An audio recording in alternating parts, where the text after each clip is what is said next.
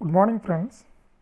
So today we will discuss the color property of quarks and QCD or quantum chromodynamics.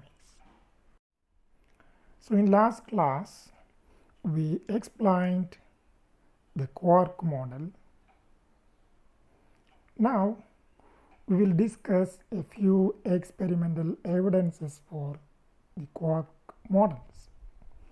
We found that quark model could explain the SU3 mechanism, means the eightfold way in a satisfactory way, and also almost every properties of the elementary particles.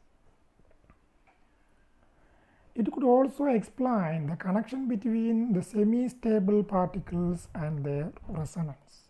We already found that. For the pions, it was UD bar, but their resonance rho particle was UD bar with their spin parallel, means they are related. Their spin were exchanged, their energy was different, their spin was different, but they are related. So this type of connection between semi-stable particles and their resonance could explain using this quark model. Quark model also could predict the magnetic moments of various hadrons, and also it could predict result of interaction between the particles. For example, according to quark model, ratio of interaction between nucleon and a target compared to pion and the same target will be 3/2 at high energy. So this is a prediction of quark model. Since at high energy the probability of interaction should be proportional to number of quarks, means number of particles. If this kind of quarks exists inside the hadrons, this interaction probability should be proportional to 3/2, means interaction of a particle, a target with proton and with pi plus is 3/2. Their ratio is 3/2, means the proton contains 3 number of quarks and this pion contains 2 number of quarks. So their probability of interaction is, this probability of interaction is 3 and this probability of interaction is 2.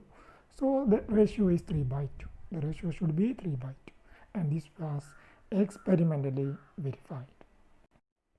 So another important prediction was ratio of formation of muon particle by high energy annihilation. You know the annihilation process, where equal and opposite charged particles hit together and they annihilate each other and produce some other particles, like the positron and electron annihilate to produce the photon, like that. So here the ratio of formation of muon particle by the annihilation from this pi minus plus p and pi plus p is predicted as 4:1 by the quark model, because we know that the proton is UUD and this pi plus is UD bar and this pi minus is U bar D, just opposite is the antiparticle of this one, so U bar D.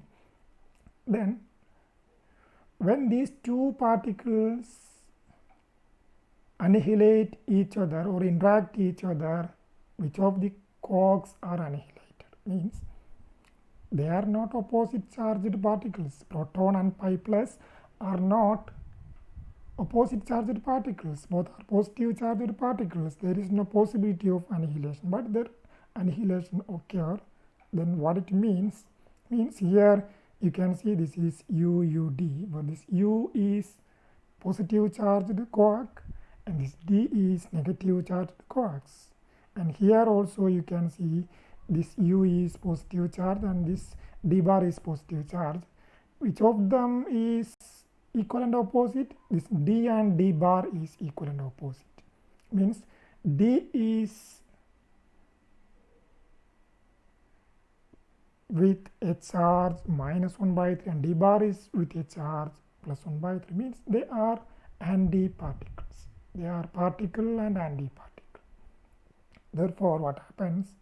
This D and D bar, this particle and antiparticle, annihilate and produce the annihilation products. Here also you can see the annihilation probability is between this U and U bar, means since they are the antiparticles present in this reaction, this U and U bar, one of U and one of this U bar annihilate each other to produce the annihilation products, including this muon.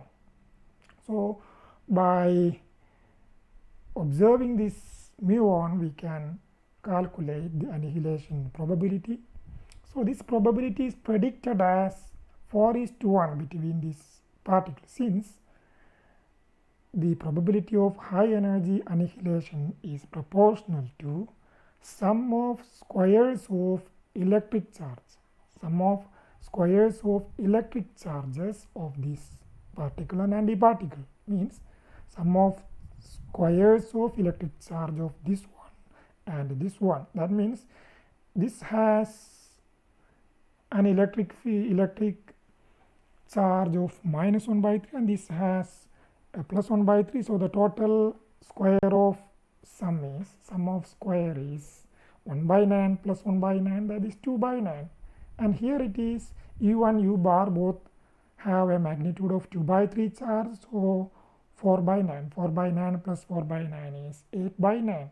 So this process and this process, ratio between this process and this process will be 8/9 is to 4/9. Sorry, 8/9 is to 2/9. So that means 8/9 is to 2/9. That means 4:1. So the ratio is 4:1, and which was predicted earlier, and later it was experimentally verified. Now another problem arises. What happened is, we know that the omega minus is composed of 3 s quarks having upward spin half plus half, because the omega minus has a total spin of 3/2, which is possible only by the parallel spin of the s quarks. So we know that all s quarks, each s quarks has the same quantum number, same spin, same all type of quantum numbers. So which is violation of the Pauli's exclusion principle, since this has a spin half, which is a fermion. So no two fermion can occupy the same states. So to avoid this violation, another additional quantum number was attributed to each quark, which is named as the color property or color quantum number. So according to this theory, each quark is assigned a color red, yellow or blue in one scheme. So many different schemes are there. Some use red, then green, blue, like the primary colors, and like that. But here we use the red, yellow, blue scheme, and each anti-quark is assigned the anti-color, means anti-red, anti-yellow, anti-blue. And the combination of 3 different colors produce the colorless structure. Just like the primary color produces the white color, this produces the colorless structure. And similarly, a color and its anti-color also produces the colorless. So all hadrons are colorless, which means that For any baryon, all are with different colors. Means there are 3 quarks. So each quark are with different colors, so that the total color is colorless or white. And for the antibaryons, all are different anticolors, so that again it is colorless. And for the meson, there are a quark and antiquarks, so the quark and antiquarks are with a color and its own anticolor. That is why they are also colorless. In effect, all hadrons are colorless. So this property of color, which was really introduced to remove the violation of the Pauli's exclusion principles, takes an important role, because according to the quantum chromodynamics, the theory of quantum chromodynamics, the color is the source of interquark force, the real strong force, the interquark force. So this force by the quantum chromodynamics says that this interquark force, this chromodynamic force, is carried by 8 neutral, massless and spin 1 particles. Neutral, massless and spin 1 particles called gluons, which are emitted and absorbed by the quarks ceaselessly, continually. So each gluon is a combination of a color and anticolor, a color and anticolor. Out of the 8 gluons, 6 are color changing gluons, means by absorbing and emitting the color of the quark changes, means continually the color is changing. But the 2 are color preserving gluon, means by absorbing these 2 gluons the color does not change.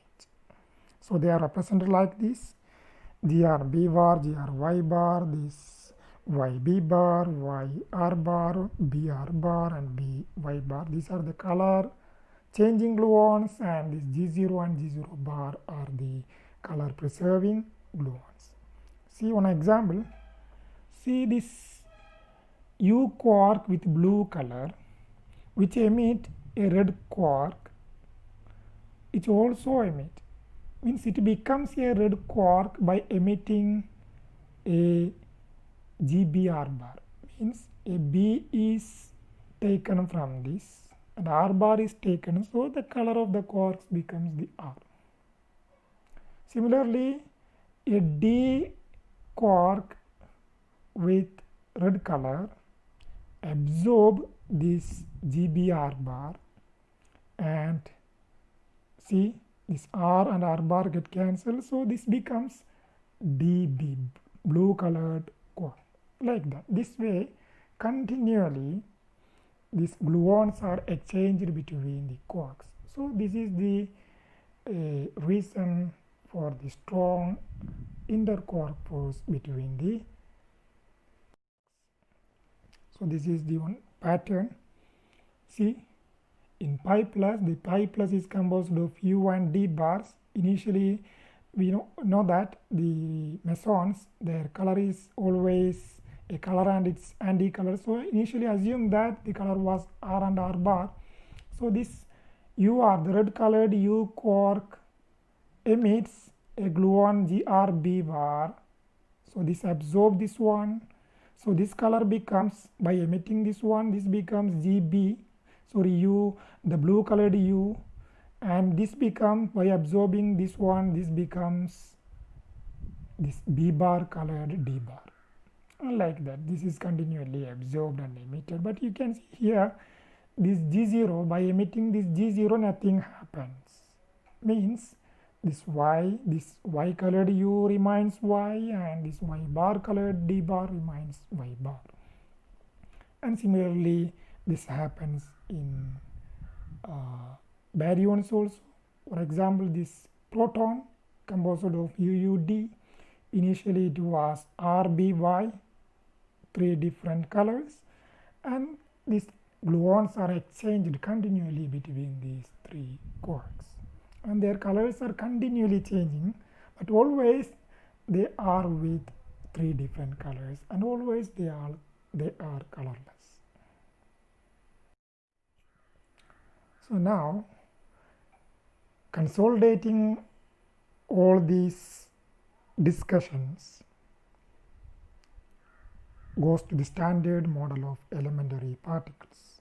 Unfortunately, this does not include the gravitation or the graviton and this gravitational field, but this combine the three basic interactions: the strong, electromagnetic and weak interaction, and all those three interactions can be completely explained using the standard model. So this theory is called standard model of elementary physics.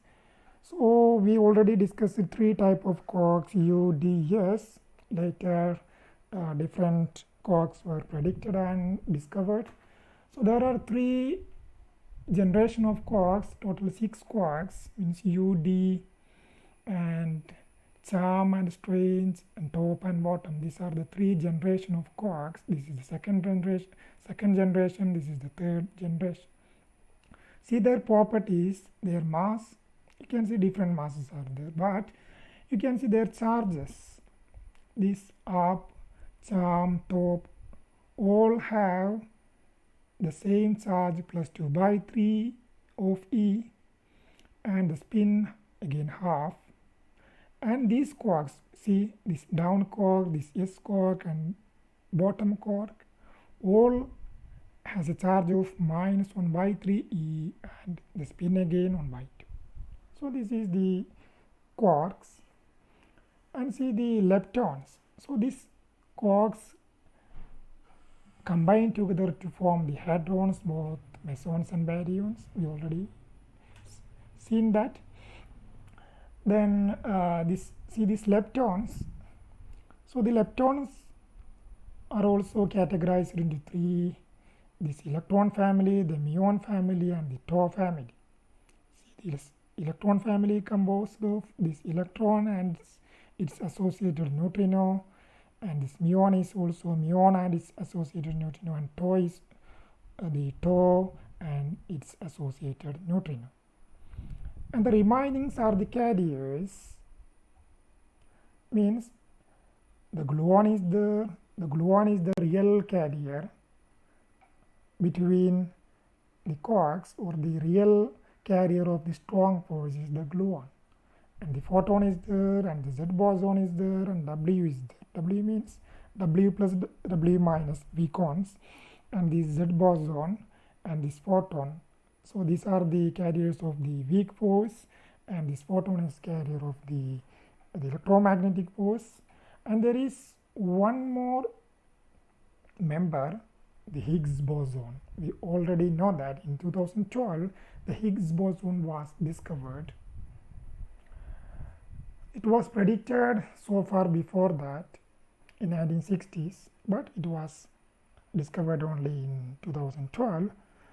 So what is the essentiality of this Higgs boson is that all these have masses. Some of these have masses, some are massless. Why they becomes massive, or how they get the mass? So that is explained by this Higgs boson theory. So this Higgs boson is the reason for mass of these particles, and some are massless, some are massless. So their masses depends on how they are interacted with the Higgs field. So that is the importance of this Higgs boson. Okay, thank you.